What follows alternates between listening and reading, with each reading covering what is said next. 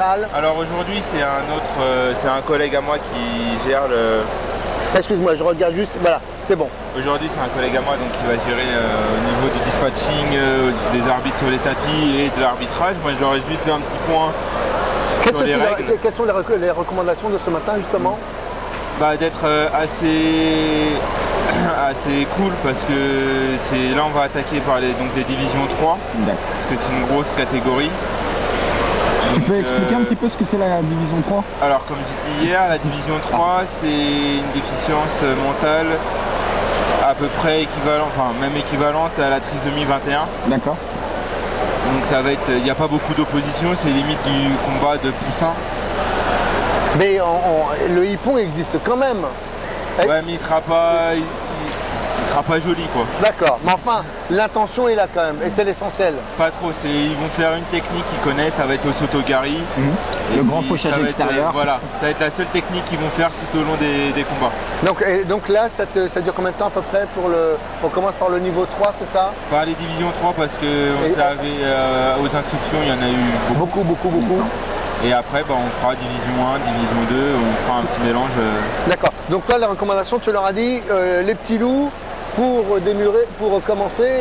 Voilà, par exemple, s'il y en a un qui a peur de monter sur le tapis et que l'accompagnateur monte avec, il faut bien laisser l'accompagnateur monter avec pour assurer le combattant. D'accord. Alors justement, est-ce que les arbitres sont plus ou moins préparés, formés pour ce genre de rencontre, Julien? Quelques-uns oui, parce qu'ils sont venus assez souvent aux championnats régionaux qu'on organise dans le 91 tous les ans. Et d'autres, non, ça va être la première fois, donc ça va être une découverte pour eux. Bon, c'est bien.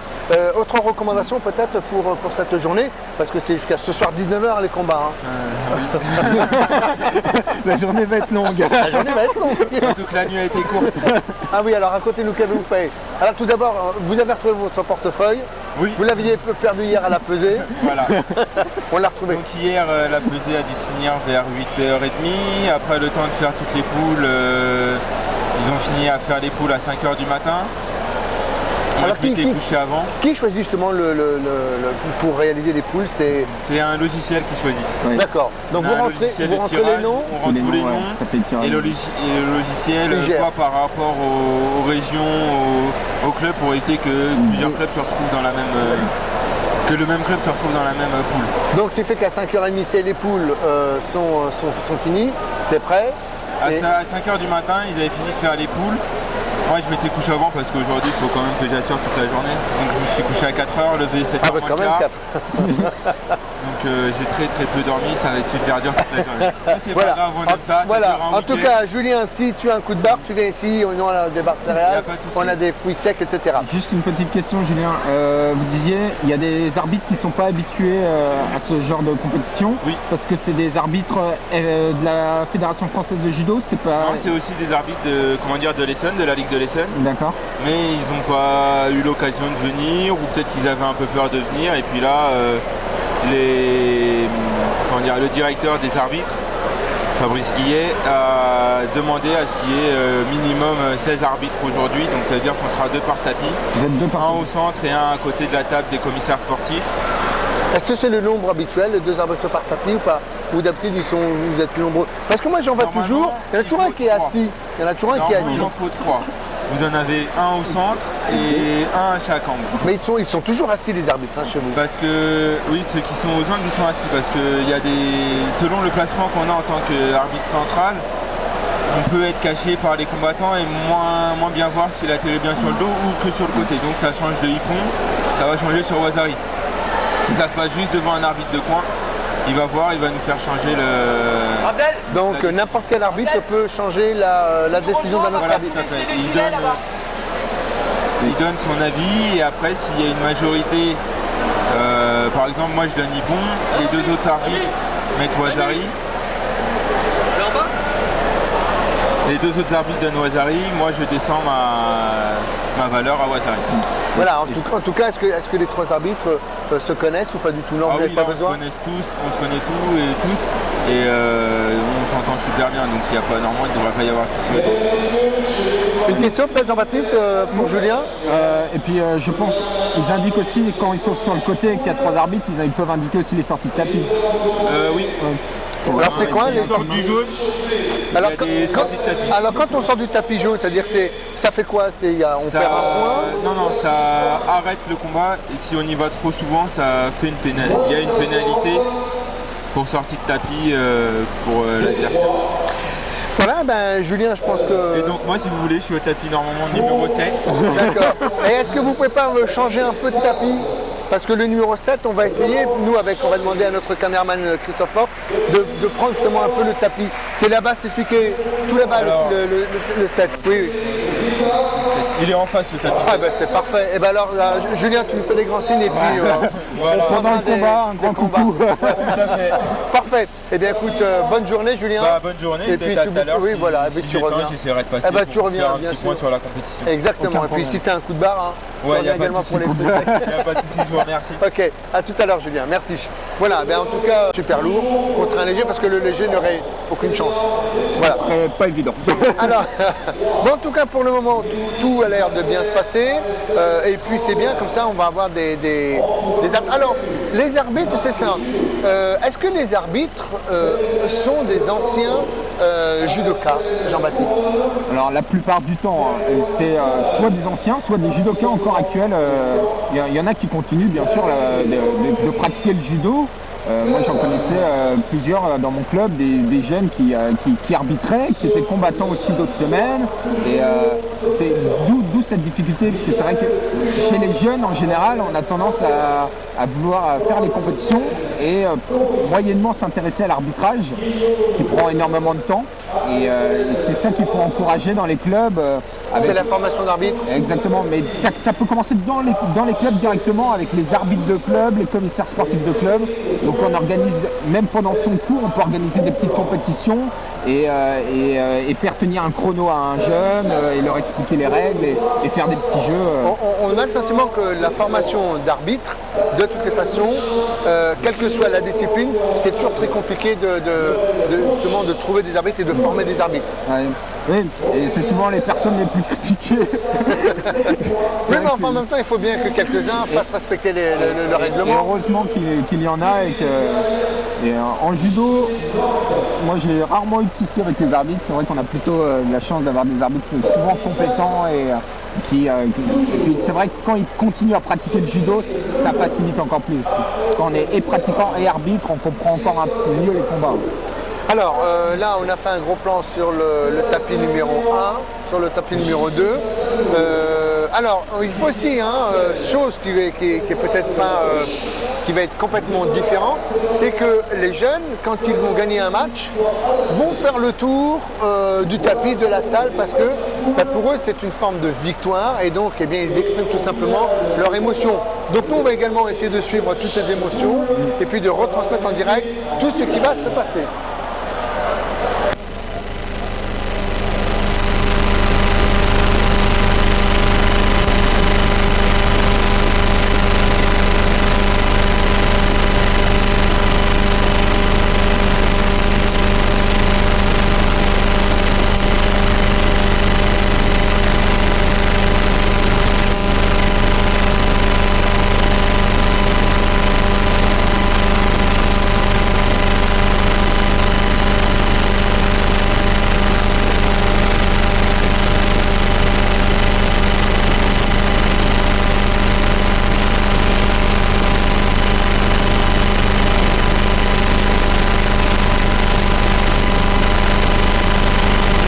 Voilà, en fait, contrairement, voilà, les combattants commencent à arriver. Alors là, c'est la catégorie 3. Donc en fait, si j'ai bien compris, Jean-Baptiste, si tu me reprends, donc là, en fait, concernant cette catégorie, ils vont juste en fait apprendre peut-être une ou deux stratégies et pas plus. C'est-à-dire qu'on leur a appris par exemple à faire un wazaki. Je ne sais pas si ça existe. Et donc ils vont essayer de mettre en pratique ce mouvement. Exactement, donc j'ai jamais vu ce combat, mais apparemment donc, ils prennent le kimono et ils connaissent une ou deux techniques, mais les sensations du sport et l'envie de faire tomber restent la même. Et comme tu disais, j'espère aussi voir tous ces moments de joie, parce que ça apporte un peu de fraîcheur des fois avec certains combattants qui gagnent des combats et on dirait que oui, qu'ils ont perdu. Voilà, non mais c'est vrai, ils ont remporté ils ont remporté un titre et ils n'expriment pas ou peut-être différemment en pensant que c'est peut-être normal, etc. Tandis que là, eh bien, nous allons certainement vivre.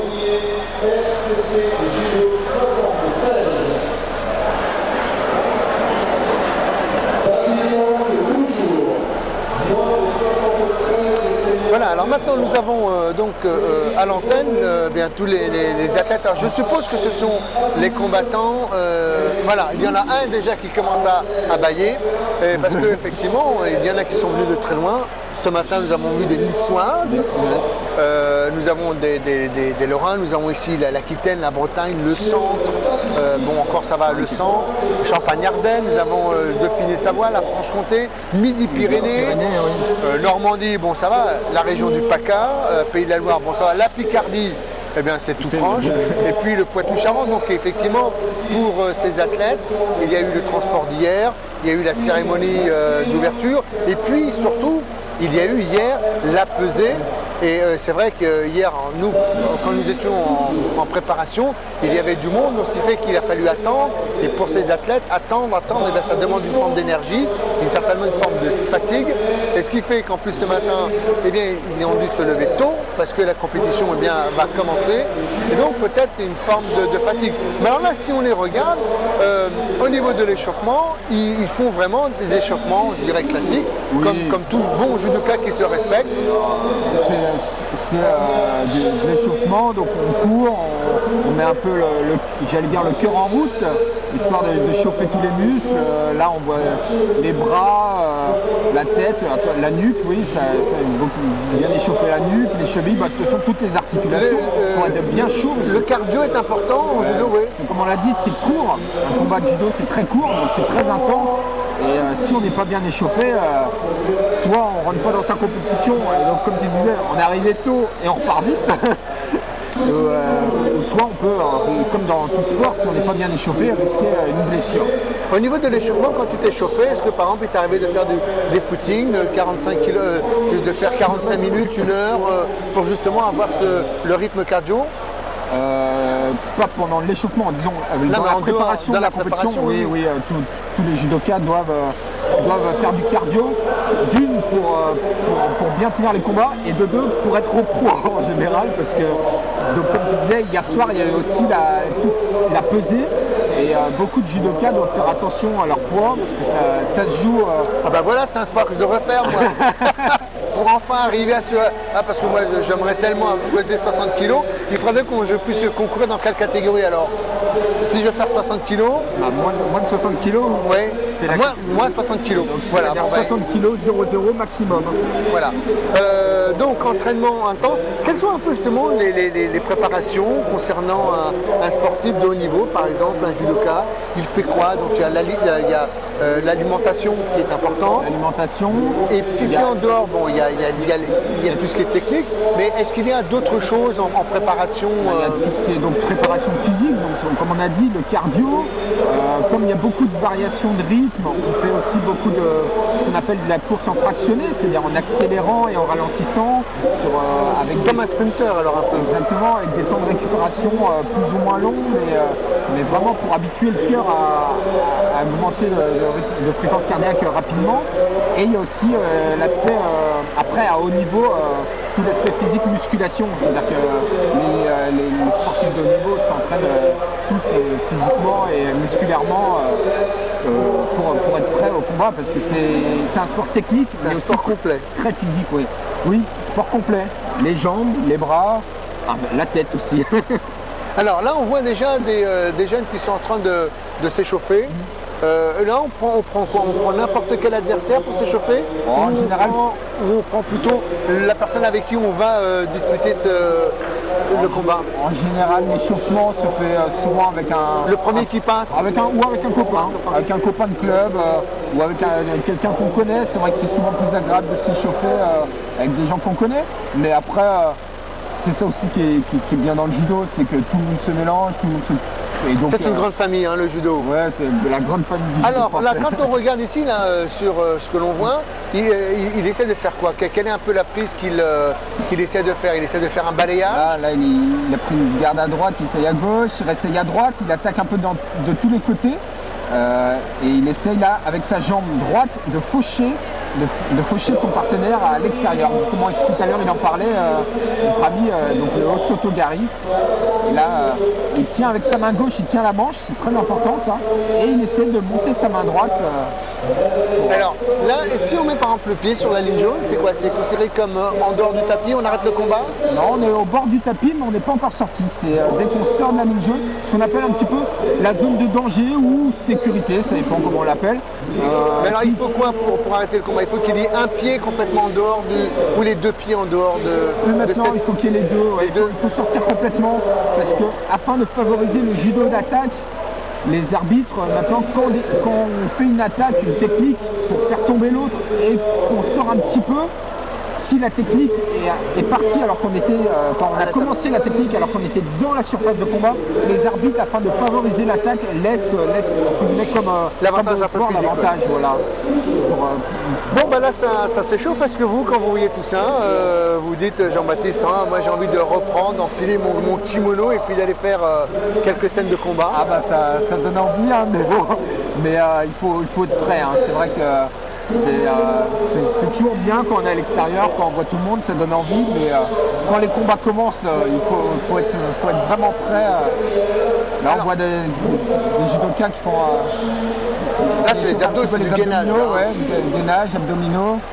Et ça fait s'entraîner aussi au sol, ça fait prendre contact avec le tapis. On aime bien sentir ce contact avec la surface. Je suppose que la première chose que l'on apprend au judoka, c'est la chute. Est-ce qu'il y a plusieurs formes de chute? Qu'est-ce qu'on met quand on tombe? Par exemple, qu'est-ce qu'on met en priorité? Le coude, le bras, l'épaule, qu'est-ce qu'on met en priorité? Vous allez me dire, après, tout dépend de la façon, si on tombe sur le dos, sur le côté. Exactement. Voilà, on va prendre une chute sur le côté. Donc c'est quoi? C'est l'avant-bras qui va amortir? Oui, en partie. Et on va surtout, on apprend ça en premier, tout simplement pour les règles sécuritaires, hein, d'apprendre à chuter. Et donc ce qui est important, c'est de bien rentrer la tête, parce que la tête, surtout chez les petits et même chez les grands, ça peut vite claquer. Et on apprend surtout à pas tendre les bras et à poser les bras tendus par terre, qui est le plus mauvais réflexe en judo, parce que c'est là où il y a risque de luxation du coude. Et donc c'est vraiment ce que tout professeur veut éviter à ses élèves. Et d'où l'importance d'apprendre à bien chuter d'entrée. Donc on apprend à chuter, on commence par les chutes un petit peu en s'agenouillant au sol et puis très vite, surtout si on commence adulte, c'est un peu plus difficile. Les petits y arrivent très bien, mais les adultes on a souvent un peu plus de mal à chuter. Les caractéristiques pour pratiquer le judo, que faut-il développer je dirais mentalement? Faut rester zen. Est-ce qu'il y a des fous furieux, des fougueux? C'est assez marrant, il y a différents types de comportements. Quand il y a des parents qui amènent leurs jeunes faire du judo, on a soit mon enfant il est très vif, il court partout, il est intenable, il faut le canaliser, le calmer. Donc on a ce genre de comportement et donc là on essaye de vraiment bien les canaliser, leur apprendre les règles, et le respect de l'autre. Et on a l'inverse, on a certains parents qui leurs enfants qui sont inhibés, qui parlent pas beaucoup, un peu timides et qui veulent que leur enfant prenne un peu de l'assurance en pratiquant ce sport. Donc c'est vrai que on appelle ça chez les petits l'école du judo, et c'est vrai que c'est une belle école. Alors une question que je me suis toujours posée concernant les arts martiaux, est-ce qu'on a le droit d'utiliser les arts martiaux en dehors de son club et d'une compétition? Voilà, c'est une question que l'on peut se poser. Vous promenez tranquillement dans la rue, un vilain garçon vient vous embêter. Est-ce que vous dites comme Bruce Lee, bon écoute Coco, passe ton chemin, sinon tu as affaire à une ceinture noire? Est-ce que c'est des choses que vous mettez en pratique dans la vie de tous les jours? Alors c'est sûr que on ne vient pas faire un art martial pour l'utiliser dans la rue, surtout. Le judo, c'est quand même c'est un sport de préhension, donc on attrape l'autre, Là, c'est Oui, pas parce fait que l'adversaire que l'on rencontre dans la rue, il va pas se laisser prendre comme ça par le kimono. Hein. Donc c'est pas fait pour. Après, dans les règles, on nous apprend que si on se fait entre guillemets agresser dans la rue, on a le droit, en tant qu'autodéfense, d'adapter une réponse proportionnée à l'attaque. C'est ça.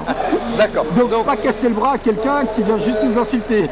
D'accord. En fait, il ne faut pas envoyer un missile sol-sol si on a juste envoyé une gifle, quoi. Voilà, exactement. Tu as bien résumé la chose. Voilà, et ben en tout cas, pendant que nous discutons, en fait, l'échauffement est parti depuis tout à l'heure. Et je pense qu'on a pris un peu de retard. Les premiers combats devaient commencer à 9h. Je ne sais pas l'heure qu'il est exactement, il est 9h15. Donc je pense qu'il va certainement y avoir un décalage tout au long de la journée. Pour pas que tous les athlètes se retrouvent ensemble là sur le tapis, on voit bien qu'ils les appellent au fur et à mesure et qu'ils viennent s'échauffer.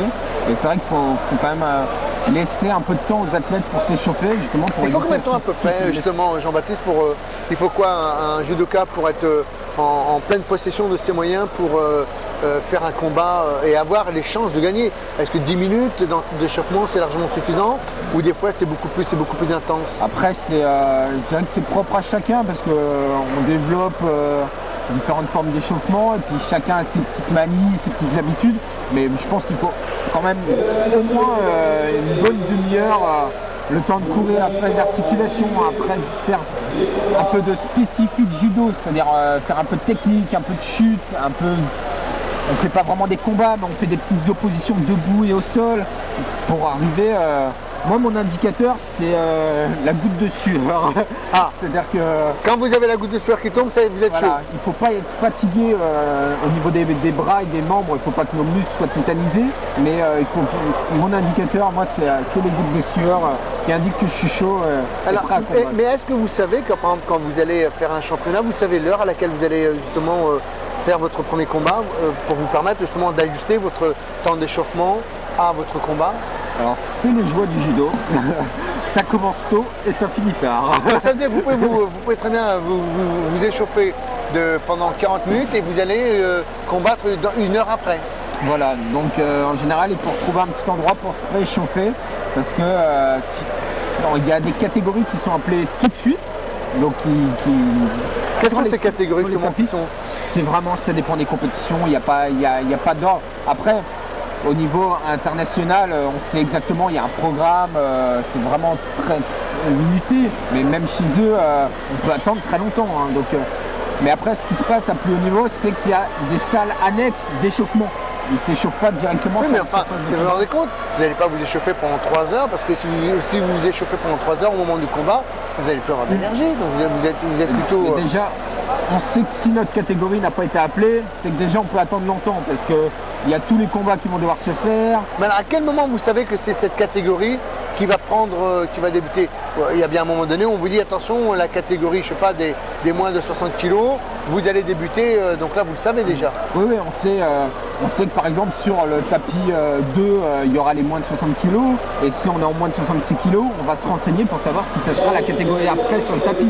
Donc ça permet, dans les derniers combats de la catégorie d'avant, de pouvoir commencer son échauffement. Exactement. Alors là, on commence déjà à voir des pratiques. Voilà, des judokas là, debout. Ouais. Je ne peux pas dépenser serré parce que Jean-Baptiste ne peut pas voir le... Non, ne fais pas de plan, ne fais pas de plan trop serré, parce que là, tu vois ta tête. On a besoin de voir l'ensemble. Ah oui, pour l'écran. D'accord. Mais après, il faudra qu'on voit tous les... Même pendant les combats, ça sera difficile si il est en serré parce que ça bouge quand même. Je vais juste faire un plan. Voilà, encore des réglages avec notre caméraman Voilà, mais Christophe Force essaie de vous donner des belles images. Donc nous, on va se consacrer avec Jean-Baptiste. En même temps, on va voir, hein, parce que nous avons un écran de contrôle. Donc après, avec Christophe, eh bien, on va prendre peut-être le tapis 1, le tapis 2 et pourquoi pas le tapis 3. Par contre, alors nous, le 3, on nous dit que c'est pas possible. Donc on va prendre le tapis 7 en face, le tapis 8. Mais par contre, pour le tapis 7 et 8, Jean-Baptiste, comme les écrans sont tournés de l'autre côté, nous n'aurons pas le nom des combattants, mais nous sommes sauvés parce qu'il y a la ceinture rouge et la ceinture blanche. Exactement. Donc on dira ceinture rouge, ceinture blanche, et puis après, ben, écoutez, en espérant que vous allez reconnaître les athlètes, parce qu'on ne peut pas demander que tous les écrans soient tournés vers nous, quoique nous aurions pu. Hein. Bien sûr, pour la télé, pour Sport TV, il pourrait au moins faire ça. Voilà, en tout cas, on vous donnera tapis 7, tapis 8, comme ça nous permettra également d'avoir en ligne de mire notre ami Julien, pour savoir s'il ne commet pas d'erreur. Et puis tapis 2 et tapis 1, bien là nous aurons le nom des athlètes avec bien toutes les références, les informations. Alors là, Christophe, si tu peux nous faire sur le tapis 2, s'il te plaît, il se passe des choses. Là, alors c'est quoi? Ça, ce sont des étranglements? C'est quoi? C'est des... Non, de l'échauffement au sol. Donc là il est pour les combattants de gauche, il tient en immobilisation. Donc, et puis l'autre essaie de sortir pour essayer de s'échauffer. Donc là on le relâche, c'est histoire de montrer une petite opposition et d'être bien chaud. Est-ce que c'est difficile de se sortir justement d'une situation quand on est au sol comme ça? C'est compliqué? C'est compliqué, surtout si l'adversaire tient fort pour pouvoir sortir. C'est très compliqué parce qu'il y a tout son poids qui est appuyé sur nous. Donc il vaut mieux essayer de sortir très vite parce qu'une fois qu'il s'est bien installé, ça devient très très compliqué. Dans cette situation, qui a l'avantage? Celui qui est dessus ou celui qui est en dessous finalement? Alors, dans la situation que nous voyons, là c'est celui qui est au-dessus. Mais dans certaines formes où le judoka est sur les fesses avec un autre adversaire entre les jambes, la situation peut se retourner. La situation peut se retourner. C'est ça aussi le problématique du judo. C'est-à-dire qu'il faut pouvoir attaquer et défendre en même temps. C'est-à-dire qu'il faut toujours essayer de rester sur l'attaque et en même temps poser les mains de façon à pouvoir défendre en même temps. Quand on joue au sol comme ça, quand il y a une prise au sol, on peut rester combien de temps au sol comme ça, par exemple, sans bouger? Est-ce qu'il y a un laps de temps? C'est-à-dire qu'au bout de 30 secondes, l'arbitre pense qu'il y a un manque de combativité de l'adversaire? Exactement, tu commences à bien connaître le judo. Donc en fait, il faut toujours donner le sentiment. Mais alors, excuse-moi, est-ce que quand on passe peut-être par cette phase, est-ce qu'il n'y a pas non plus pour l'athlète une phase de récupération? Quand on peut par exemple se dire, bon, je vais rester 10 secondes sans bouger pour justement récupérer un peu d'énergie pour pouvoir après se retourner. Alors, on peut essayer, alors c'est à double tranchant parce que si on reste trop passif à récupérer, on peut se faire attraper. Oui. Mais sinon c'est en général très court de toute façon, donc on a peu le temps de récupérer pour un combat parce que dès que l'arbitre voit qu'il ne se passe rien, très vite il arrête le combat en disant mater. C'est un des mots qu'on va souvent entendre aujourd'hui et faire reprendre le combat de alors, c'est ça, c'est quand on dit mater, on se lève, on remet son kimono en place, on repart de chaque côté et on reprend la garde et c'est reparti comme pour une danse. Donc il y aura le maté pour l'arrêt et le hajime à chaque fois pour relancer le combat. D'accord. Donc il faut entendre le hajime pour reprendre le combat. C'est-à-dire qu'on ne peut pas, les deux combattants ne peuvent pas s'affronter s'il n'y a pas de la part de l'arbitre cette notion. C'est vraiment l'arbitre qui est maître de la surface et si à tout moment, et comme tout être humain, il peut dire mater alors qu'on allait faire une technique. Et donc dans ce cas-là, on arrête. Est-ce qu'on a déjà vu, bon, je vais faire une comparaison, quand on regarde par exemple le basket en e-sport, les basketteurs souvent, l'arbitre s'il fait une faute, le joueur n'est pas content de l'arbitrage, il va voir l'arbitre, il dit vas-y je te l'incendie, je te l'insulte, hop, je te mets une technique, tu vas dans le vestiaire. Est-ce que dans le judo on a déjà vu par exemple des judokas se retourner vers les arbitres et puis leur dire t'es un branquignol, tu sais pas arbitrer, retourne chez toi. Est-ce que ça s'est déjà vu? Alors déjà, il y a une règle au judo, c'est qu'on n'a pas le droit de parler sur le tapis. Ça, c'est une bonne règle, ça. Donc, suis qui peut ne pas être content et afficher donc son désaccord avec les arbitres, quoi, il envoie c'est le coach. Parce que vous verrez, il y a. Donc il est en dehors. Il y a des chaises sur les côtés pour les coachs. Il est en dehors du tapis. Et lui, donc pendant les combats, donne des instructions à son exactement, des consignes, de l'aide à son combattant. Mais il peut également insulter l'arbitre. Insulter, c'est un grand mot. Non, mais enfin, il peut lui dire, s'il parle un peu trop fort, l'arbitre va lui signifier que c'est retour en tribune. D'accord. Alors, est-ce que par exemple, souvent on le voit, est-ce que par exemple, si le coach est trop virulent, est-ce que l'arbitre peut dire, bon, vous êtes virulent, vous retournez dans le vestiaire et en même temps, moi je donne, je sais pas, une sanction à votre sportif ou pas du tout? Alors ça, je l'ai jamais vu, de sanctionner le sportif parce que le coach se comporte mal. C'est le coach qu'on le coach sera pénalisé, donc l'arbitre en général, première chose, lui demande de se taire, mais s'il est trop virulent, oui, il lui dit de quitter la chaise du coach et de sortir de la surface. Mais ça arrive quand même pas fréquemment, c'est quand même pas tous les jours qu'on voit ça, et puis j'espère qu'on ne le verra pas aujourd'hui et qu'on aura que des coachs qui sont là pour encourager leurs athlètes et pas protester contre l'arbitre.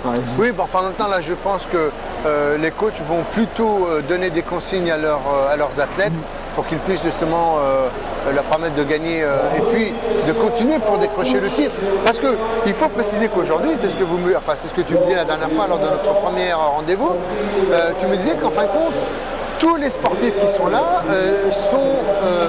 ils ont déjà passé des préliminaires pour disputer ce championnat. C'est-à-dire qu'ici, ce n'est pas une sélection pour aller au championnat. Ils ont passé le cap des premiers tests, si je peux m'exprimer ainsi, pour justement participer au championnat de France. Je guillemets une étape régionale. Et, par exemple, j'avais vu qu'à Marigny-le-Châtel, dans l'Aube, il y avait une régionale qui s'était organisée. Donc c'est pas évident à organiser, mais ils essaient de mettre ça en place et pour faire des sélections pour ces championnats de France. Donc après, je ne connais pas tous les critères de sélection en fonction de toute façon, voilà, tout à l'heure, je pense qu'avec Jérôme Sardin, quand il viendra, il pourra nous donner davantage d'informations. En tout cas, là aujourd'hui, c'est quand même pour le titre de champion de France. Donc, ce qui signifie que ce soir, il risque d'y avoir des larmes et puis également des cris de joie. C'est vrai que souvent l'un ne va pas sans l'autre. En tout cas, on espère. Enfin, on a le sentiment de toute façon que ce public, même si les combattants ont perdu, qu'il y a une forme de joie du fait de participer déjà à cette manifestation. On les sent quand même très, très joyeux, très sereins. Et puis il y en a déjà que j'ai vu, quand on les regarde, ils ont l'œil du tigre. C'est-à-dire qu'ils se disent, moi je suis là pour le titre, il ne faut pas m'embêter. Il y en a, quand on les croise en dehors des tatamis, ils sont très agréables, très sympas, mais dès qu'ils montent, ils se transforment en combattants, en guerriers, et prêts à en découdre pour essayer d'atteindre la victoire et d'avoir ce titre. Parce que donc pour la première division, le gagnant sera donc désigné champion de France de judo. Donc ce n'est pas rien avoir un titre de champion de France. Vous, tu as déjà eu toi un titre de champion de France? Non. Moi non plus. Moi je suis toujours en admiration parce que j'ai jamais eu de titre, ni de. Si, enfin peut-être avec le basket, mais ça c'est parce que c'est une équipe, mais quelque chose de collectif. Quand on songe qu'il y a des gens qui ont le titre de champion de France, qui sont médailles d'or, médailles d'argent, moi j'ai jamais été capable de gagner même une médaille de bronze dans ma vie. Donc j'ai vraiment des fois le sentiment d'être un branquignol par rapport à ces athlètes qui... Alors, on rappelle également que pour Londres, le judo n'est pas encore discipline reconnue. Par contre, ils vont participer à Londres 2012, mais uniquement pour démonstration. Et on va retrouver cette discipline pour les Jeux de Rio. Voilà, puisque pour Londres, il y a 3 disciplines qui sont reconnues. Il y a de l'athlétisme, si j'ai bonne mémoire, la natation et le tennis de table. Et le tennis de table. Voilà, donc ça, ce sont 3 disciplines que nous pourrons retrouver. Et puis Londres, c'est bientôt, c'est demain. À Londres, oui, c'est un grand pas. À grands pas, c'est au mois de fin août, début septembre. Oui, pour les JP. Les JP, oui, c'est ça. Donc nous, on espère que nos athlètes... Alors, là maintenant, j'ai le sentiment que l'échauffement c'est terminé parce qu'on voit moins d'excités sur le tapis Non. et qu'il va y avoir déjà les premiers combattants. Donc, On voit bien, ils les appellent donc là par catégorie pour entre guillemets faire la liste d'appels parce qu'ils nous ont appelé au micro tout à l'heure, mais donc là ils les appellent et en même temps les arbitres vérifient l'état des kimonos pour voir que tout est bien en ordre parce que bien sûr on doit avoir un kimono propre, on ne doit pas avoir de t-shirt. Je vois qu'il y a un combattant là à qui on a demandé d'enlever son t-shirt. Et bien sûr pas de bijoux, pas de choses qui pourraient blesser pendant un combat. donc en fait, c'est un peu le contrôle technique du judoka. Exactement, C'est autovision. on avait fait la longueur des kimonos, la longueur des ceintures, il y a beaucoup de Il y a une réglementation au niveau de la ceinture, oui. C'est très très précis dans le règlement.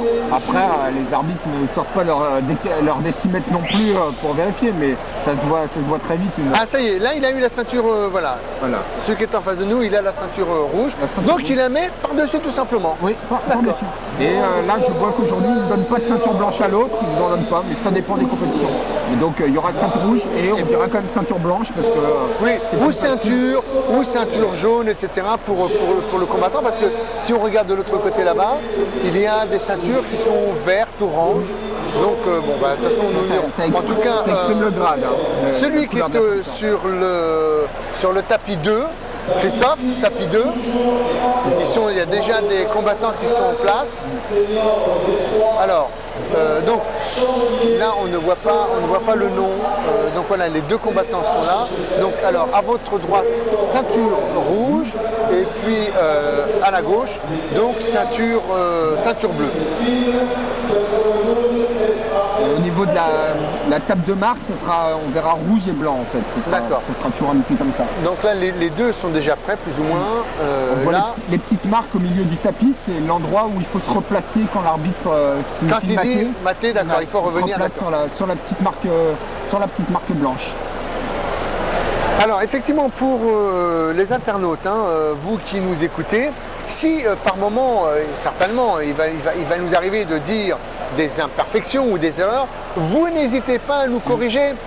Si par exemple on dit quelque chose et puis on dit trop de conneries, Roulez Jeunesse vous envoie un texte en disant oh les gars, là vous vous enflammez, vous racontez n'importe quoi, arrêtez, c'est pas du tout comme ça. Nous sommes ouverts avec Jean-Baptiste, Nous, notre but, c'est de diffuser cette manifestation. Bon, et heureusement que Jean-Baptiste est venu renforcer notre équipe. Donc maintenant, ça sera notre consultant du judo. Et j'espère qu'on pourra vous présenter d'autres manifestations au niveau du judo. Parce que pour le moment, tout se passe bien. On est là, Jean-Baptiste est bien accueilli. Voilà, ça se passe très bien. On est prêt à suivre une belle journée de judo. Parce que c'est vraiment une fête, des journées comme ça, c'est vraiment des fêtes pour le judo français. C'est vraiment, ça le met en valeur. On voit, c'est impressionnant ces tribunes. Pleines de judokas, pleines d'accompagnateurs, de coachs, de supporters.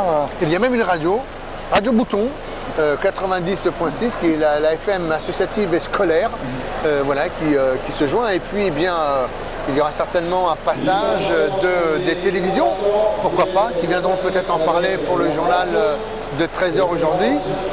Les athlètes en tout cas ont l'air d'être très concentrés. Si on regarde les deux combattants, ils sont en place. Il y a une forme d'impatience pour la ceinture rouge. On voit bien avec son pied gauche qui trépigne, il s'échauffe, il veut garder tous ses membres chauds là. Et l'autre qui est complètement assis, accroupi, qui est tranquille, qui dit vas-y Coco, vas-y, dépense son énergie. Moi je t'attends de pied ferme. Mais ça sera certainement peut-être notre premier combat. C'est juste le temps à mon avis, il y a des petits réglages à la table. Et puis aussi des réglages au niveau de l'ordi, des écrans. Voilà. Alors ces écrans sont dirigés par les officiels qui sont en fait complètement sur notre gauche, sur notre droite, pardon. Et donc tout part de là-bas, c'est ça. Ce sont eux qui envoient sur les écrans tel ou tel, toutes les données indispensables pour le déroulement.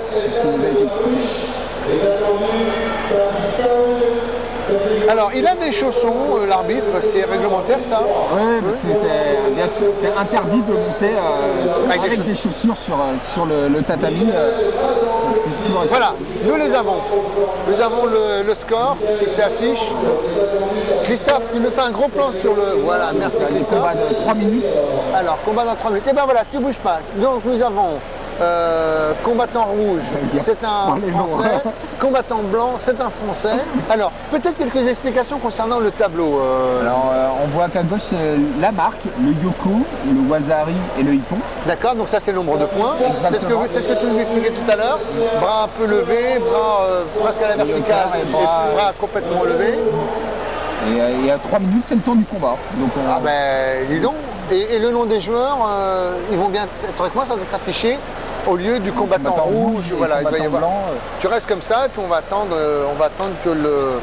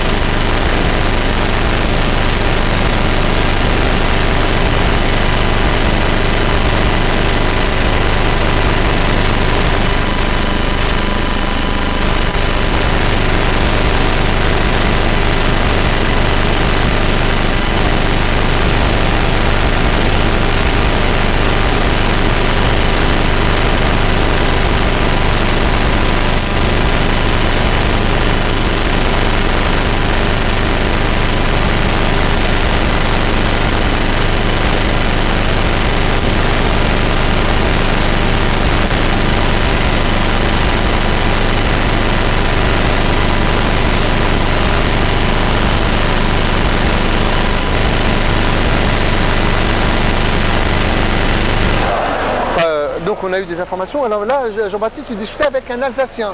Oui. Alors, Christophe, est-ce qu'on... Ah, ça y est, c'est parti, là, le premier combat. Et là, il y a un Wasari déjà qui a été marqué.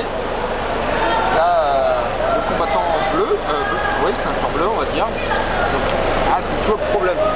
Il est gaucher. Un gaucher contre un droitier. Alors, dans ces cas-là, qu'est-ce qui est le plus avantageux? C'est ce qui se passe souvent, des jambes opposées, parce qu'on les deux ont la jambe gauche. Il y en a un qui a la jambe gauche sur Ah, on perd le pantalon. perd le pantalon. Voilà, ce sont des choses qui arrivent. Hein. Fréquemment, ça arrive fréquemment, ça? Non. Bon, ça dépend quand même. On essaie de bien l'attacher. Voilà. La perte de ceinture arrive plus fréquemment. Hein, parce que... Donc, ça veut dire qu'au niveau de la pesée, il est trop descendu par rapport à son poids, il a perdu trop de poids. Il a fait un trop gros régime. et l'arbitre... Donc alors, dans ces cas-là, on donne le point à qui? Est-ce qu'on donne le point Il n'y a pas de point là pour le moment. Le fait qu'il ait perdu son pantalon, il n'y a rien du tout. On arrête le combat. Voilà. C'est pas quelqu'un qui a perdu son pantalon, bien heureusement.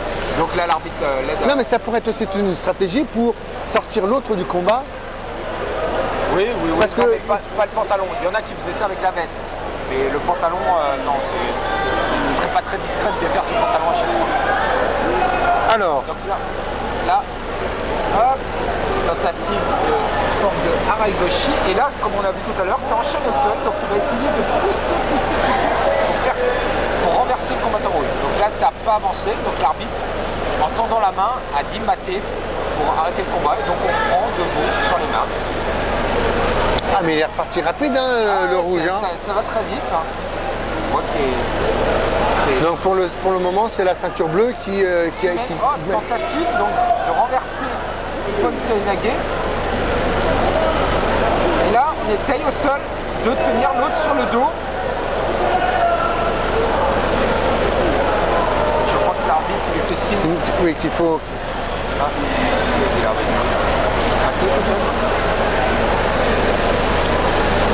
Ah, il y a une discussion avec. Ah non, je vois pas où est le deuxième arbitre.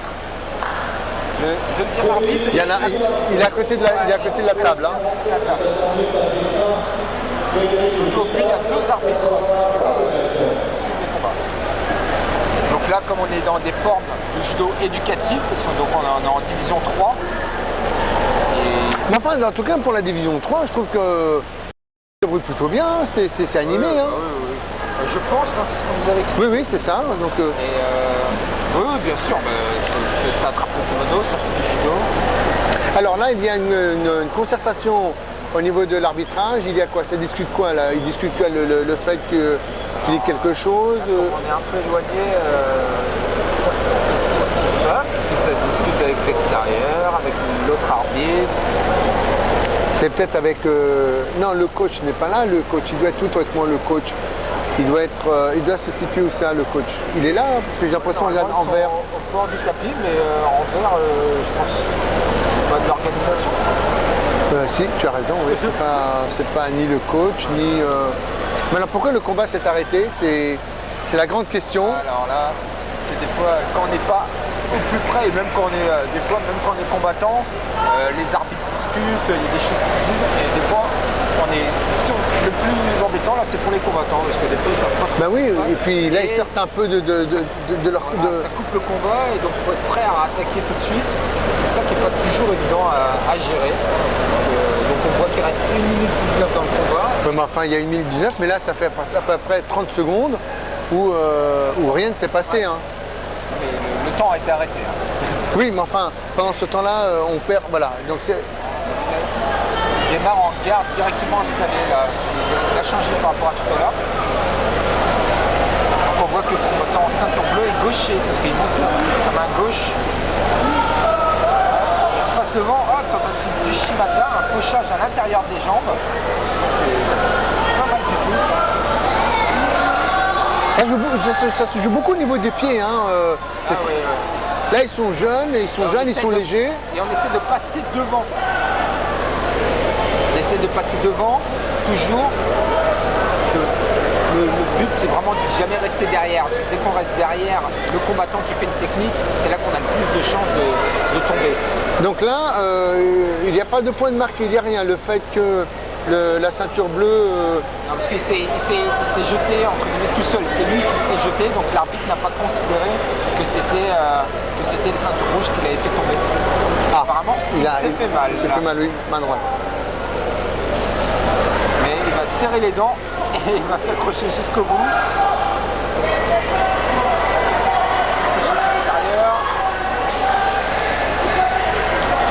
Ça bouge. Hein. On essaie de faire réagir le partenaire sur l'avant, sur l'arrière, vraiment pour saisir le... Oui, puis là, il reste 23 secondes, donc il faut... Et là, il essaie de remonter dessus, le combattant blanc qui va prendre le dessus. Là, il y a quoi? Il y a une immobilisation, il y a quelque chose qui... Il est entre les jambes, donc ça ne comptabilise pas immobilisation. Donc là, il essaie d'enlever ses jambes, voilà, très bien, ceinture rouge. Dommage. Fin de ce combat. L'arbitre... Alors comment ça se passe après? C'est-à-dire qu'on gagne le premier match et puis après on va en faire plusieurs comme ça pour arriver en finale? Alors d'après ce que j'ai compris, c'est des poules. Donc c'est-à-dire que c'est des poules de 4 ou 5 combattants. Donc c'est-à-dire que tout le monde se rencontre. D'accord. Dans la même poule, au sein de la même poule. Et après ça sera donc au nombre de victoires.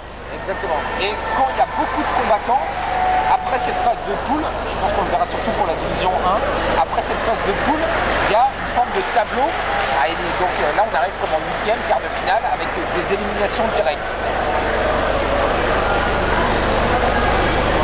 L'arbitre fait rhabiller, parce que toujours pour le salut, on fait rhabiller les combattants. On salue, l'arbitre désigne le vainqueur. Et voilà, déjà le premier vainqueur. Et comme on est fair play au judo, on se serre la main. Et dans le code moral, il y a le respect, on se serre la main. En fait, c'est une bonne éducation, hein, le judo, parce que respect au début, respect pendant le combat, respect à la fin du combat.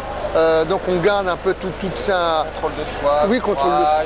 Et puis même si on a perdu comme la ceinture rouge, on repart, lui par contre, mais il s'est fait mal. Il s'est fait mal. Donc... Les prochains combats vont être difficiles pour notre ami ceinture bleue. Alors, il va y avoir un deuxième combat qui va commencer sur le tapis numéro 1 à droite. Il va y avoir Alors, toujours pour notre caméraman Christophe, voilà, donc tu restes comme ça. Et puis, encore là, parce qu'il a alors, voilà. t-shirt. Ah ben voilà, et ben voilà, on a le droit à un striptease organisé en direct sur Cap Sport TV. Oui, alors que dans le basket ou dans d'autres disciplines, on peut mettre le t-shirt qui est, je dirais, assorti à la couleur du maillot. Alors, on va prendre, on va essayer de prendre, je ne sais pas si le combat 2, allez, le combat sur le tapis numéro 2, Christophe. Voilà, les protagonistes sont là. Surpris qu'ils ne fassent pas enlever les badges qui sont autour. Oui, ben voilà. Je vois. Ah, il faut être vigilant. Hein. Parce que ça peut être dangereux, ça. Voilà, donc on enlève les badges. En fait, ils auraient dû nous les donner, les badges, pour qu'on puisse savoir, connaître le nom des combattants. Mais je pense qu'à mon avis, comme ça va il va y avoir tellement de combats que je pense que les noms, on ne va pas pouvoir les... ça va être compliqué. Hein. Tout suivre. Alors, Christophe a montré un peu les tribunes, là, c'est vrai qu'il y a du monde. Hein. Alors, il y a du judo. et donc, alors, là, tu as vu, Jean-Baptiste, ils ont changé le rouge. En fait, il l'a mis du mauvais côté. La petite marque par terre, il y en a une qui est blanche et une rouge, parce que la ceinture rouge est à droite de l'arbitre. Toujours. Donc, ça veut dire que le premier combat, est-ce que justement, quand il y a eu cette erreur, le candidat qui a perdu le match tout à l'heure peut dire, hop, une erreur technique, on change, non? Non. Allez, c'est parti. On regarde installé, on a tourné la tête, Ah, oh, super. Et ben voilà. Eh ben, il pond, Et ça peut être, comme on disait tout à l'heure, très rapide. et ça, il pond. Et Voilà. Voilà, et ben voilà. ben bravo. En quoi? En 4 secondes. Ouais, c'est... Alors, on continue quand même le combat ou pas? Ah ben Pendant les non, 30 minutes. c'est ça le judo, c'est-à-dire que on peut faire un régime, C'est qu'il a on peut fait, se alors. préparer plusieurs mois pour 4 secondes. Ça veut dire que si lui vient d'Alsace, c'est fini. Non, parce qu'après, Enfin, il va rencontrer d'autres. il va rencontrer les autres, mais là, ce combat-là est terminé. Donc ça a fait 4 secondes. 4 secondes, Il a fait un hippon. Bravo. rapide. Ah ben, Il a entouré la tête, il a roulé. Et voilà. Voilà. Bon ben voilà. Combat suivant s'il vous plaît. Là. On voit que ça va vite, hein. On salue l'adversaire, on salue le tapis. Ah ben par contre, le rouge, il n'a pas compris ce qui lui est arrivé là. Mais bon, il se rattrapera. On en Oui, discutera oui, encore oui, du prochain combat. Oui, là je pense qu'il va juste remettre un peu les...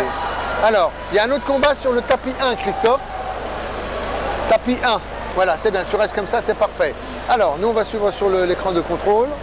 Là, il y a quand même, on a le sentiment que c'est un jeune contre un senior. Mais bon, allez, hop, il n'y a pas d'âge pour le judo. Hop, ah, il s'est jeté un peu tout seul. Mais bon, l'arbitre contre Wazari. Et donc là, Osei est commis parce qu'il y a une mobilisation au sol. Donc là, comme il a marqué tout à l'heure Wazari, il doit tenir, je pense, 15 secondes au sol. C'est 15 secondes au sol, c'est ça le... Parce qu'il a déjà marqué un Wazari. Et que quand on marque 2 Wazari, ah non, c'est 20 secondes, excusez-moi. Voilà. Et l'arbitre fait le signe. Alors il a levé la main, il a fait quoi? C'est un hippon? Il y a eu un hippon? Non, non. Voilà, parce que 2 Wazari, ça fait un hippon. Et donc là, il en avait marqué un debout, il en a marqué un autre au sol. Et voilà, différentes, c'est bien, nous ont fait une belle démonstration de comment gagner un combat de judo. Ah, c'est terminé là aussi? Et pareil, dès qu'on marque hippon, c'est terminé. D'accord, d'accord, d'accord. Donc alors un hippon, soit il est direct, soit on fait par exemple, on multiplie deux Wazari et ça fait un hippon, donc le combat. Donc là c'est le rouge qui a gagné. Alors c'est dommage parce que nous on espérait avoir le nom des combattants, mais je pense que ça va être quelque chose d'assez d'assez compliqué. Alors là, on peut voir sur le tapis numéro 3 un autre combat. Qui est au sol et il est sorti de l'immobilisation là, bravo. Bravo, bravo, c'est la ceinture rouge là, c'est bien. Il a eu une belle réaction, c'est ça? Il est sorti de la ligne, pourquoi? Pour arrêter le... Il a réussi à se remettre sur le ventre parce qu'il faut le tenir sur le dos. Et donc là, il était tenu sur le dos. Donc l'arbitre avait commencé à compter l'immobilisation donc pour atteindre les 25 secondes et le hippon. Et il a réussi à sortir. Là, on sort de la surface de Ah oui, mais en même temps, là, la ceinture noire, elle a carrément foncé sur le rouge. C'est-à-dire que le rouge ne s'attendait même pas à cette attaque. Voilà, et là, c'est reparti. Si l'arbitre indique Hajime, donc début du combat, et là c'est parti, même si on n'est pas prêt. Et là, ça continue. Beaucoup de sorties de tapis, donc c'est pour ça l'arbitre arrête le combat quand ça sort du jaune, quand ça sort de la surface jaune. Justement, je crois qu'il va leur indiquer, leur faire un petit signe que le judo, ça se passe au milieu. Voilà, et non pas à l'extérieur. Hein. Alors ça fait quoi? On peut être disqualifié justement pour ça, Jean-Baptiste, le fait de ressortir trop souvent de la zone réglementaire? Pas en division 3 là, mais lors de la division 1, on a des sanctions. Là c'est un yoko, parce qu'il est tombé, et là il le tient, il l'immobilise au sol, et celui qui est en dessous, son objectif c'est soit d'attraper une jambe, Pour le faire quoi? Pour le retourner avec la jambe? non, si on attrape une jambe, ça arrête l'immobilisation aussi. Et là, il s'est mis sur le ventre. Voilà. Et donc l'arbitre fait signe, c'est le signe du Toketa. Donc on est sorti de l'immobilisation. Donc il y a quand même le point, on voit là, le 1 Pour la ceinture bleue.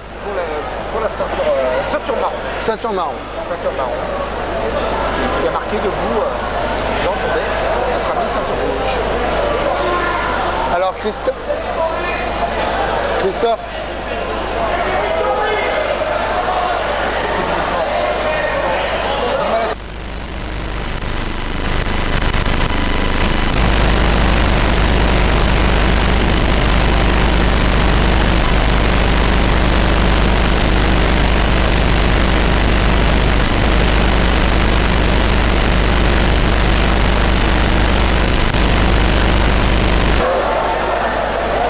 Alors, on va prendre le combat. Ah ben là aussi c'est terminé.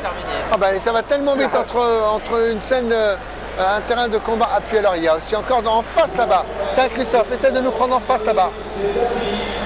Le numéro 6. Allez, on va essayer de vous donner une. Le judo, ça va enchaîner, ça va être ça toute la journée. Beaucoup de mouvements. Voilà.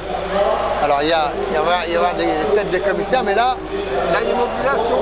Donc on essaie. Quelle différence il y a, Jean-Baptiste, entre une immobilisation et un étranglement? L'étranglement, l'objectif, comme c'est d'étrangler l'adversaire pour le faire abandonner. En fait, il va taper, il va abandonner parce qu'il est étranglé.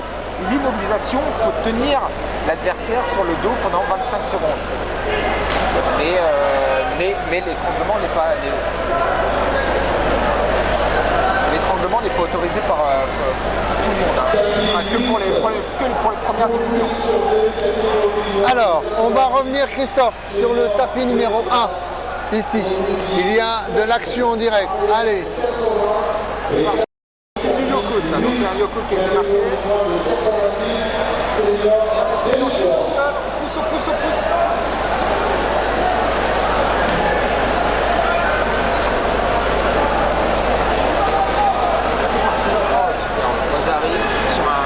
Extérieur, on met la jambe en barrage, on fauche et on pousse. Et là, Donc là, immobilisation. et là, Il faut tenir 25 secondes là. exactement. Et là, Alors, est-ce qu'il arrive par moment, quand il y a une forme d'immobilisation, une stratégie, on peut par exemple taquiner l'autre en disant je vais t'avoir, est-ce que.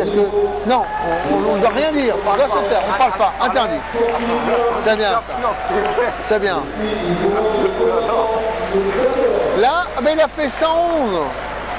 Allez, on appelle ça dans le judo un sapin de Noël parce que il a marqué tous les points possibles. Il a marqué un yoko, un wazari et un ippon. Donc lui, il a fait la totale. Voilà, la totale. Bon, bah, le premier sapin de Noël, voilà. Il est arrivé à 9h52. Alors là, tout d'un coup, on a le sentiment qu'il y a une forme de. Ah, est-ce que c'est les mêmes combattants ou c'est les deux combattants qui se disent au revoir? C'est déjà des nouveaux, ça. Nouveaux combattants. Il y en a qui sortent, il y en a d'autres qui arrivent tout de suite. Voilà. Différence de taille. Oui, mais ça, théoriquement, la différence de taille, est-ce que ça joue? Non, ça joue pas. Poids.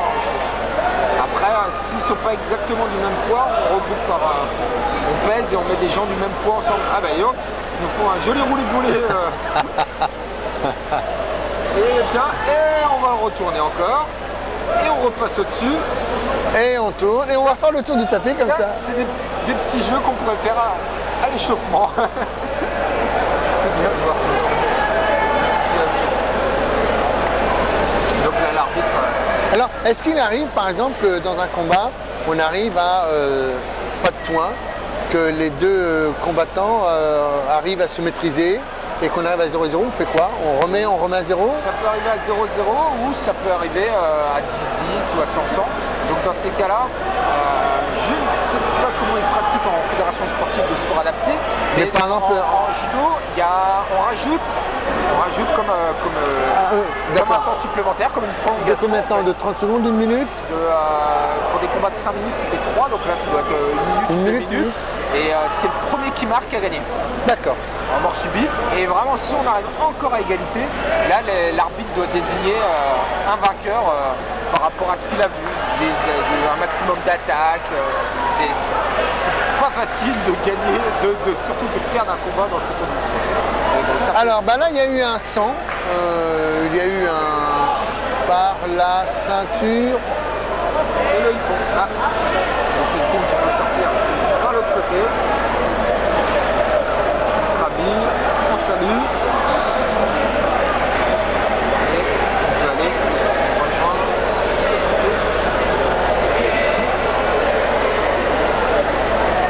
Alors, est-ce que nous avons...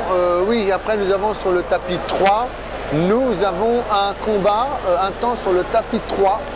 Voilà, si vous nous entendez dire le tapis... Ah bah, Christophe, voilà, fais-nous un plan voilà, sur le tapis 3. Il y en a partout. Il y a 8... Alors vous dites ça, comment tu dis ça, Jean-Baptiste? C'est pas des scènes, c'est des terrains de... C'est des surfaces de combat. Hein. Surface de combat, voilà. Les tatamis.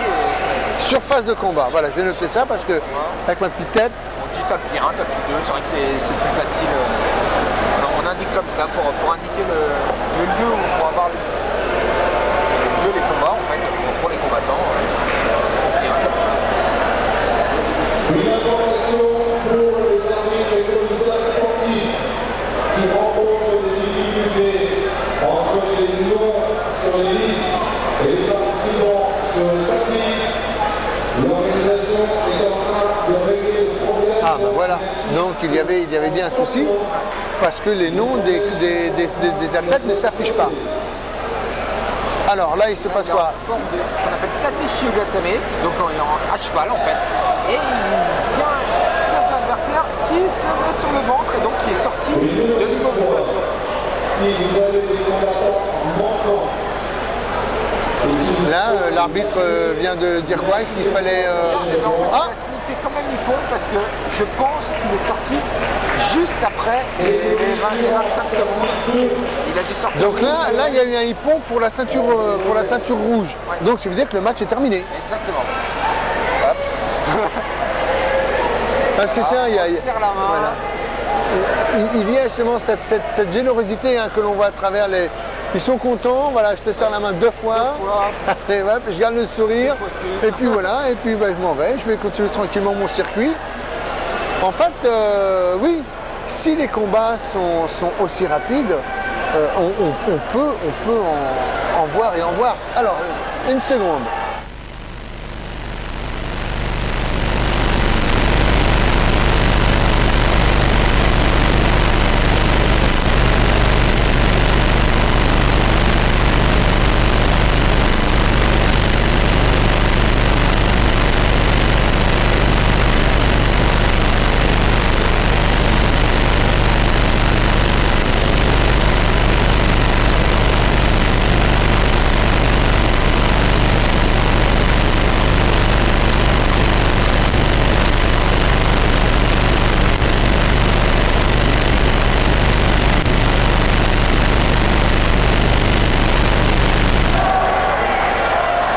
Voilà, donc vous pouvez également suivre ce que propose Radio Bouton sur le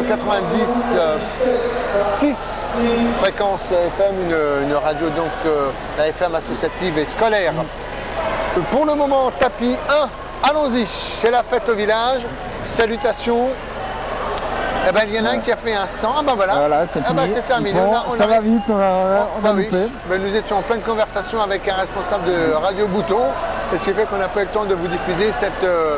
On voit que derrière, il y a des judokas qui s'échauffent, c'est les prochaines catégories. De toute façon, aujourd'hui, ça va enchaîner. Ah ben là, il va y avoir des combats en permanence. En permanence. Juste en face de nous, hein, pour le moment, vous, en direct, vous ne pouvez pas vous en apercevoir, mais depuis tout à l'heure, il tourne en rond, donc c'est certainement une poule qui doit s'échauffer pour justement se lancer dans la compétition. Et là, ils ont peu de place, donc ils s'échauffent sur leur tapis. Ouais. Tapis 4, on a eu effectivement un combat. Alors après, moi je vais peut-être vous laisser avec Jean-Baptiste.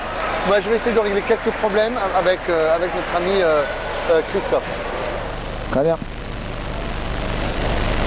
Alors, prise de Kumikata, tout de suite, on tourne le dos et on... Bien joué, la jambe en barrage. Je n'ai pas vu l'arbitre, mais je pense qu'il y a Hippon, oui, exactement. Bah, félicitations. Ah ouais, depuis tout à l'heure, il tourne le pouce, il est content. Et pourtant, il a perdu. Mais c'est pas grave. Il s'est bien battu. C'est comme ça le judo. On se bat, on se dépense. On rend la ceinture rouge. Félicitations.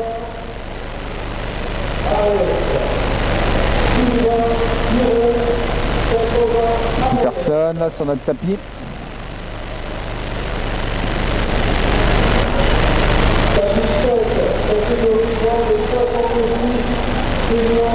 Et voilà, ça enchaîne. Et là c'est au sol, oh, retournement, superbe. Là l'arbitre annonce au seuil commis. Ça tient au sol. Garde bien les fesses vers le bas. Bien joué, très bien, on pousse. On baisse la tête. Ah mais il est sorti. Il est sorti, il s'est bien battu. Et on essaye, on peut le reprendre tout de suite. Hein. On essaye, on travaille tout. Ça c'est le travail en club, ça. Hein. Tous les retournements, ça. Quand on voit un élève faire un retournement qu'on a travaillé à l'entraînement, ça fait toujours plaisir de le voir réussir en compétition. Tentative de Sotogari. On essaie d'accrocher et on pousse.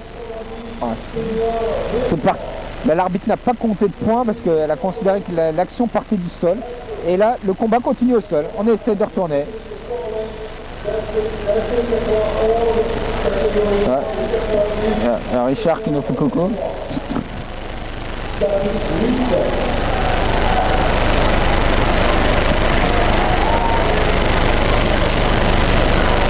Du monde, hein. Bien sûr, aujourd'hui, on remercie la Fédération Française de Sport Adapté, la Fédération Française de Judo, tout le...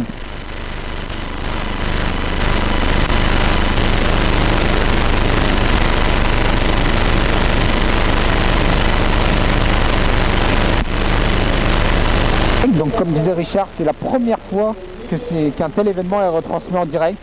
Donc c'est bien de le diffuser, c'est bien d'en parler, parce que malheureusement le judo déjà a du mal à se faire une place à la télévision. Donc le judo en sport adapté, on en voit encore moins. Et donc c'est bien d'en voir et de pouvoir voir ce que sont capables de faire tous ces athlètes. C'est comme il en tient. Oh là, ça va être dur de le tenir là, ouais. Là c'est Toketa. L'arbitre dit maté et on va reprendre debout. On écoute le coach, c'est pour ça qu'on se tourne. Et c'est parti. On me met la main dans le dos. Ah oui, super. Ah, dommage. Et on repasse devant. Qui va passer devant en premier? On a contré Wazari. Et là, on va essayer d'enchaîner au sol.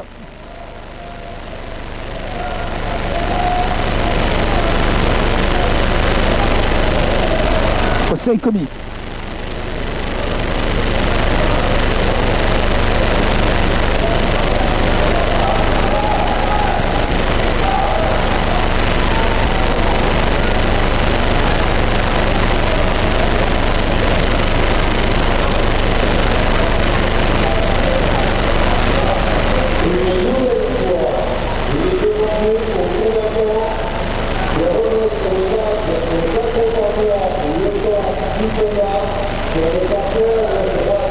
Ah, un petit problème de badge entre les combattants. Parce qu'en fait chaque combattant a un badge qu'ils remettent à la table, mais de temps en temps on oublie de le récupérer.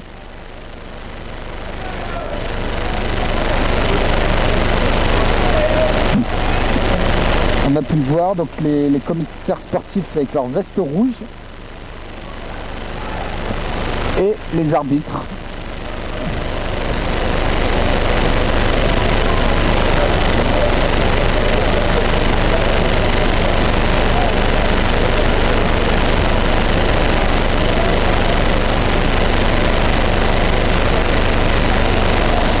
à gauche, je le reconnais, c'est celui qui est ceinture rouge là. Je le reconnais, c'est celui qui avait combattu tout à l'heure.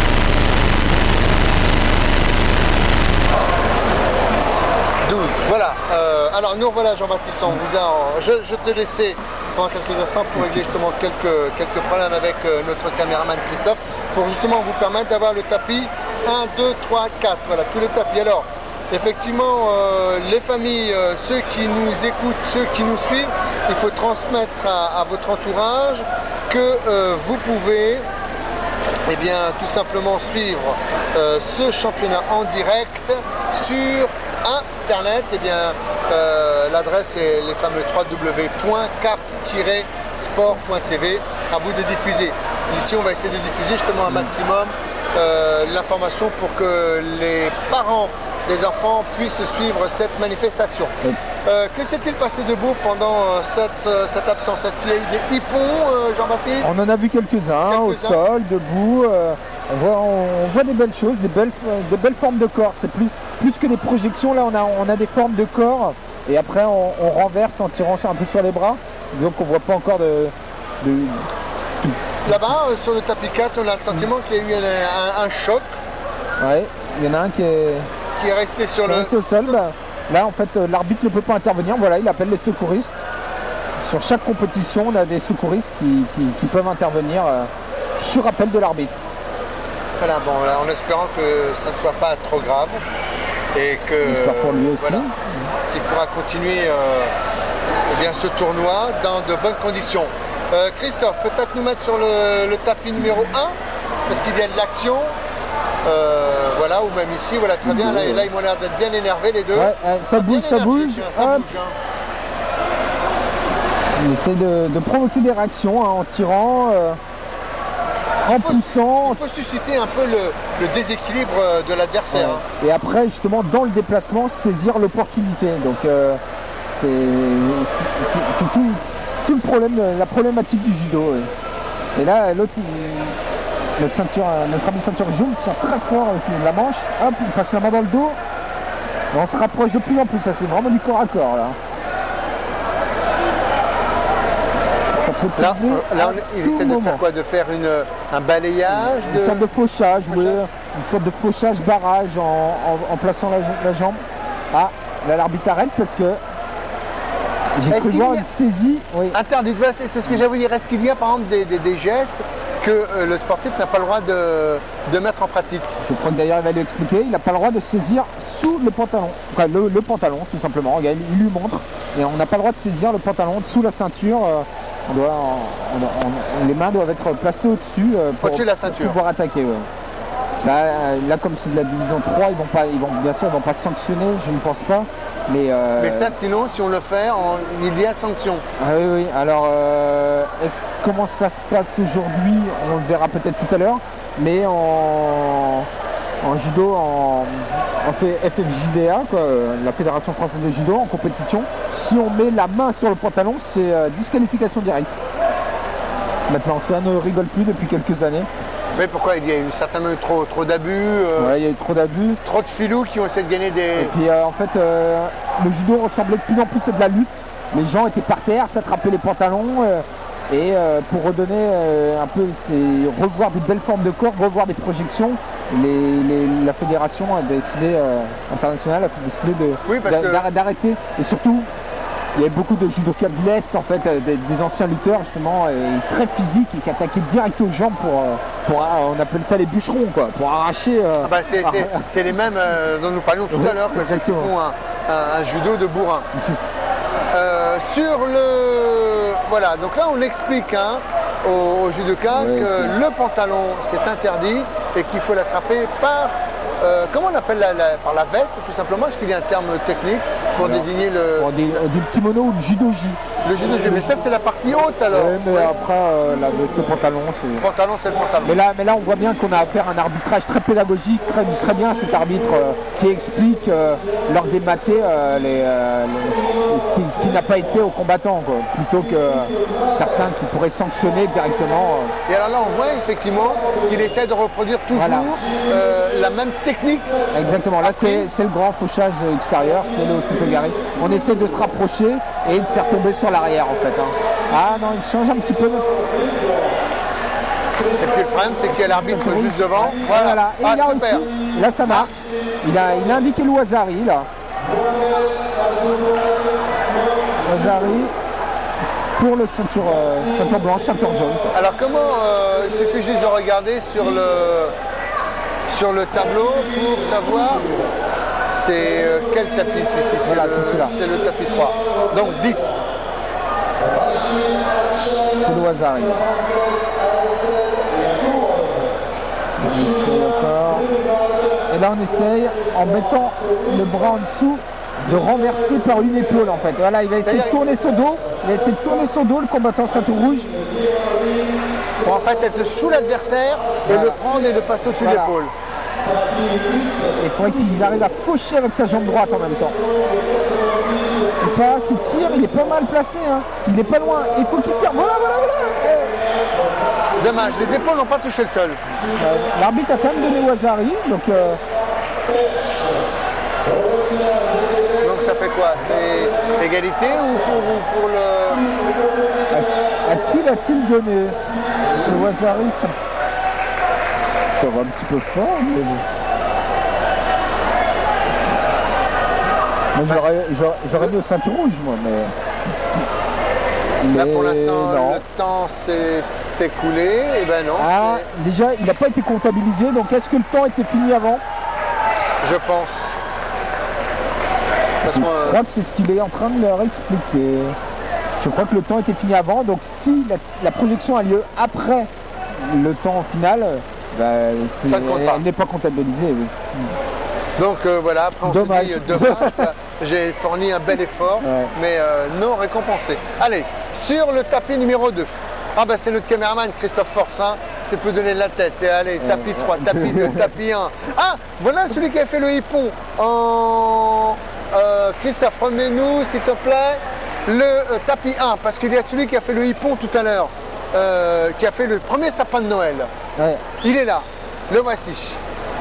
Il est cette fois-ci, il est en ceinture noire. Alors, va-t-il nous faire un deuxième sapin de Noël? Noël avant l'heure. Salut, oula, très motivé. Hein. Eh ben voilà. Voilà. Et là, on est à cheval et on ne lâche pas, on appuie avec le ventre, on met la tête bien basse et on essaie de ne pas se faire attraper les jambes. Et celui qui est en dessous, on essaie de se mettre sur le ventre ou d'attraper une jambe. Là, il n'y arrivera pas, hein, parce que là, à mon avis, il y a une différence de poids. Il est plus trapu. Ouais. Donc le centre de gravité est Plus bas et, bas. Et donc là, il est vraiment il est bien situé sur le centre de gravité, puisque celui, voilà. et voilà, deuxième Wazari, pont. Il m'a l'air d'être costaud, hein. Il s'est précipité, ils ont été au corps à corps et c'est le plus costaud qui est tombé du bon côté. Voilà, il est content. Ouais. Il nous salue, allez, il est content. Et toujours souriant. Allez hop, on attaque. Ça, Ah c'est- ben non, c'est bon.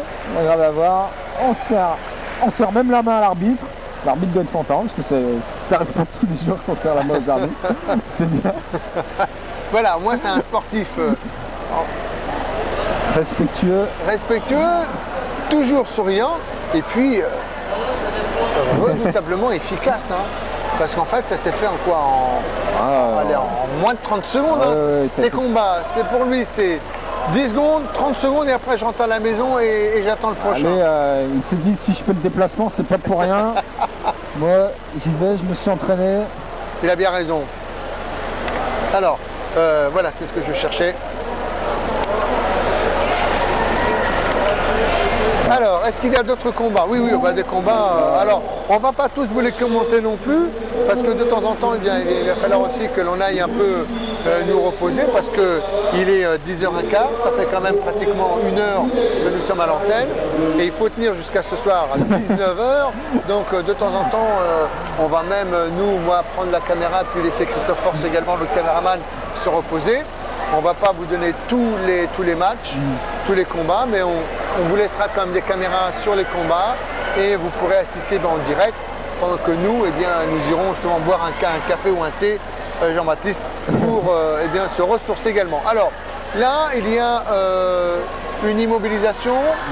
Là, pour le moment, ça a l'air d'être efficace. Exactement, en forme de Yokoshi Watame. C'est un Kuzure, donc une variante, on appelle ça une variante. On a le sentiment que quand il est comme ça, c'est bon, je fais une sieste, c'est-à-dire je l'immobilise et puis j'attends que le temps passe, quoi. Alors ça peut être ça, mais s'il n'est pas vigilant, il peut très vite se faire retourner. Ah, voilà, il a failli s'endormir. Ouais. L'arbitre leur indique que c'est terminé, justement. Il a fait un hippon, puisqu'il y a 100. Hippon, ouais, exactement.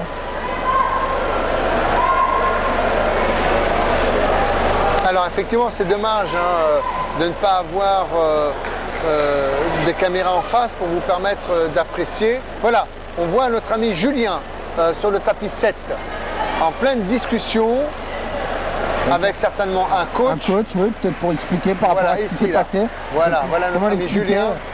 Des fois, il peut y avoir des débats avec les coachs, disant pourquoi mon athlète, pourquoi il y a eu cette sanction-là, pourquoi il y a eu Yoko et pas Wazari. C'est vrai que des fois ça se joue à très peu. Mais bon, après, l'arbitre peut discuter, mais l'arbitre reste le seul maître du combat. Tapis 1, tapis 2, tapis 3, pour le moment c'est vide.